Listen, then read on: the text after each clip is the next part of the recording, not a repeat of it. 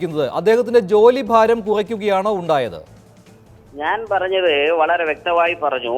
താങ്കൾ പറയുന്ന കാര്യത്തിനകത്ത് ഞാൻ പറയുകയാണ്, ഈ ആളുകൾ ദേവികുളത്തേക്ക് എല്ലാവരും അവരുടെ പട്ടയം കൊണ്ടുവരികയും പരിശോധന നടത്തുകയും ഉണ്ടാകാവുന്ന പ്രയാസങ്ങൾ ഒഴിവാക്കാൻ ആ പ്രദേശത്ത് പരിശോധന നടത്തുകയും അതിന് ഉചിതമായുള്ള നിലപാട് റവന്യൂ അതോറിറ്റി എന്താന്ന് വെച്ചാൽ അത് നിലകൊള്ളണം. അതാണ് ശരി, ഞാൻ ഇടപെടുകയാണ്. S Rajendran M L A ദയവായി ടെലിഫോൺ ലൈനിൽ തുടരുക. അഡ്വക്കേറ്റ് ഹരീഷ് വാസുദേവ്, ഈ ദേവികുളം സബ് കളക്ടറുടെ ജോലി ഭാരം കുറയ്ക്കുന്നതിന് വേണ്ടിയുള്ള സമരമാണോ CPM-ന്റെ മൂന്നാം നേതൃത്വം അവിടെ നടത്തിയത്? ഇപ്പോൾ അങ്ങനെ ഒരു വികേന്ദ്രീകരണ നടപടി വന്നതോടുകൂടി ഈ സമരം പിൻവലിക്കുവാനും അവർ തയ്യാറായി.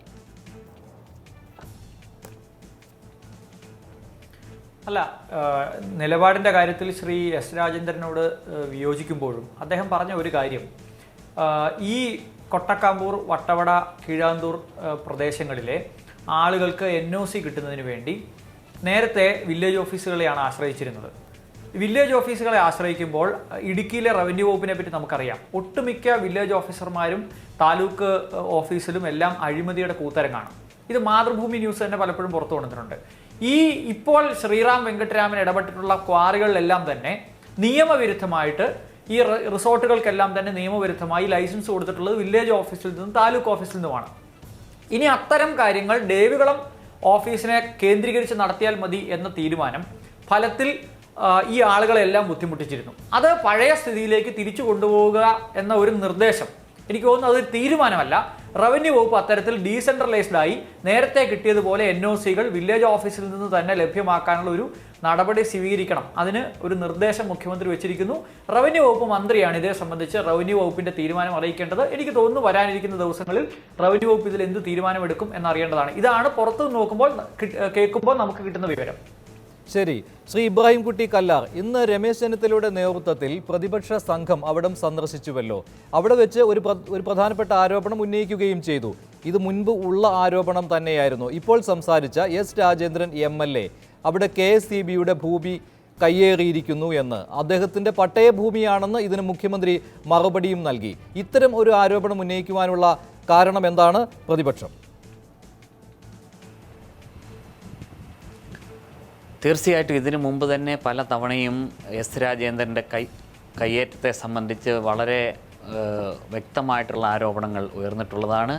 മുമ്പ് ദേവികുളം മുനിസിപ്പൽ കോടതി തന്നെ ഇടപെട്ടുകൊണ്ട് ഇദ്ദേഹത്തിൻ്റെ ഭൂമിയിൽ ഇലക്ട്രിസിറ്റി ബോർഡിൻ്റെ അധികാരമുണ്ട് എന്ന് വളരെ വ്യക്തമായി തന്നെ വിധി പ്രസ്താവിച്ചതാണ്.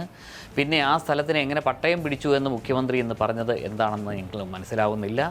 ഇവിടെ വളരെ പ്രശസ്തമായ ഏറ്റവും പ്രധാനപ്പെട്ടതായ ഒരു കാര്യം, ഈ സമരവുമായി ബന്ധപ്പെട്ടുകൊണ്ട് കഴിഞ്ഞ 20 ദിവസക്കാലമായി സമരവുമായി ഇങ്ങനെ ആരോപണം ഉന്നയിക്കുമ്പോൾ തന്നെ ഇതാരുടെ കാലത്താണ് ഈ ഭൂമി അദ്ദേഹത്തിന് കിട്ടിയത് എന്ന കാര്യവും ആലോചിക്കേണ്ടതല്ലേ? അവിടെ MLA ആയിരുന്ന AK മണി, കോൺഗ്രസിന്റെ നേതാവ്, അദ്ദേഹം MLA ആയിരുന്ന സമയത്താണ് ഈ ഭൂമി അദ്ദേഹത്തിന് കിട്ടുവാനുള്ള അസൈൻമെന്റ് കമ്മിറ്റിയുടെ യോഗം ചേർന്നതും അസൈൻമെന്റ് കമ്മിറ്റി അദ്ദേഹത്തിന് ഭൂമി നൽകിയതും.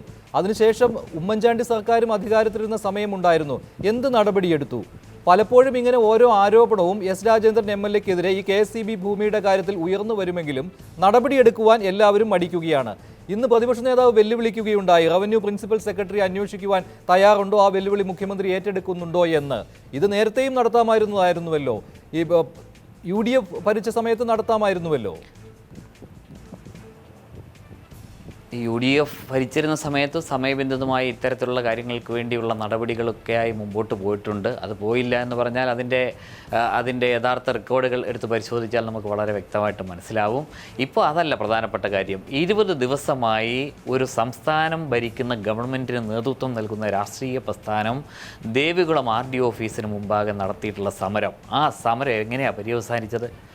മന്ത്രി MM മണി, പാർട്ടിയുടെ ജില്ലാ സെക്രട്ടറി, അതേപോലെ തന്നെ രാജേന്ദ്രൻ MLA അടക്കമുള്ള ആളുകൾ ഓപ്പണായി പ്രസംഗിച്ചതിൻ്റെ CD വേണമെങ്കിൽ ഞങ്ങൾ ഹാജരാക്കാം. ദേവികുളം RDOയെ മാറ്റിയേ, സബ് കളക്ടറെ മാറ്റിയേ ഈ സമരം അവസാനിക്കുമെന്നാണ് അവർ പറഞ്ഞത്.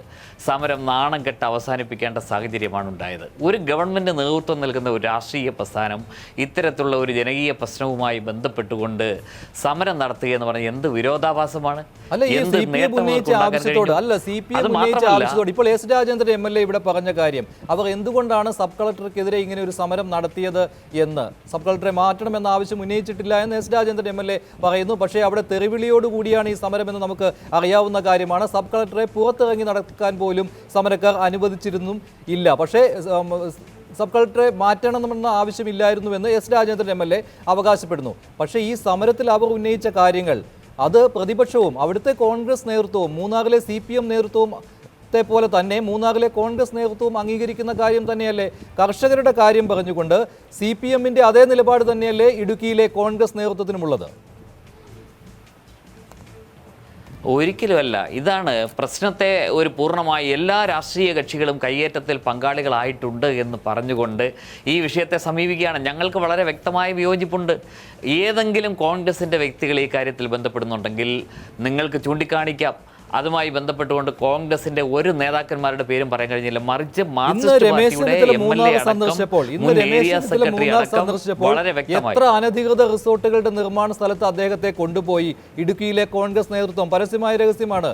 അവസാനം പല ആളുകളും ചൂണ്ടിക്കാണിച്ചപ്പോഴാണ് അദ്ദേഹത്തെ കൊണ്ടുപോകാൻ പോലും തയ്യാറായത്. താങ്കളുടെ പങ്കാളിത്തം ഞാൻ പറയുന്നില്ല. പക്ഷേ മൂന്നാറിലെ പല കോൺഗ്രസ് നേതാക്കളും പ്രതിപക്ഷ നേതാവിനെ ഈ അനധികൃത നിർമ്മാണം നടക്കുന്ന സ്ഥലങ്ങളിലേക്ക് കൊണ്ടുപോകാൻ മടിക്കുകയാണ് ഉണ്ടായത്. അതെന്തിനു വേണ്ടിയാണ്?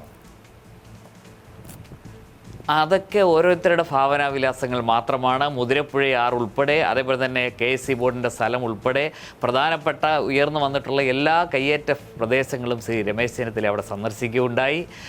അതുമായി ബന്ധപ്പെട്ടുകൊണ്ട് ഇതുവരെ ഈ നിമിഷം വരെയും കോൺഗ്രസിൻ്റെ ഒരു നേതാക്കൾക്കെതിരെയും ഇത്തരത്തിലുള്ള ആരോപണം ഉയർന്നു വന്നിട്ടില്ല. മറിച്ച് മാർക്സിസ്റ്റ് പാർട്ടിയുടെ ഒരു ഡസൻ നേതാക്കന്മാർക്കെതിരായിട്ടുള്ള ശക്തമായിട്ടുള്ള ആക്ഷേപമാണ് ഉയർന്നു വന്നിട്ടുള്ളത്.